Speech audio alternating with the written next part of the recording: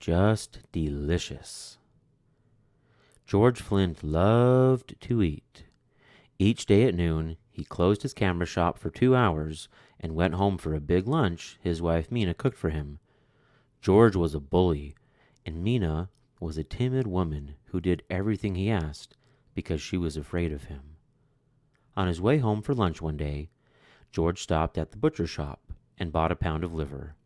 He loved liver. He would have Mina cook it for dinner that night. Despite all his complaints about her, she was a very good cook. While George ate his lunch, Mina told him that a rich old woman in town had died. Her body was in the church next door. It was in an open coffin.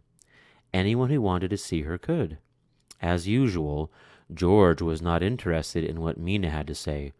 "I've got to go back to work," he told her. After he left, Mina began to cook the liver. She added vegetables and spices and simmered it all afternoon, just the way George liked it. When she thought it was done, she cut off a small piece and tasted it. It was delicious, the best she had ever made. She ate a second piece, then a third.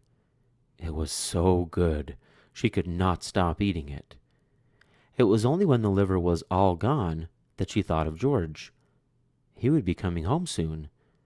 What would he do when he found out that she had eaten all of the liver? Some men would laugh, but not George. He would be angry and mean, and she did not want to face that again. But where could she get another piece of liver that late in the day? Then she remembered the old woman lying in the church next door, waiting to be buried. George said he never had a better dinner. "Have some liver, Mina," he said. "It's just delicious." "I'm not hungry," she said. "You finish it." That night, after George had fallen asleep, Mina sat in bed trying to read, but all she could think about was what she had done. Then she thought she heard a woman's voice. "Who has my liver?" it asked.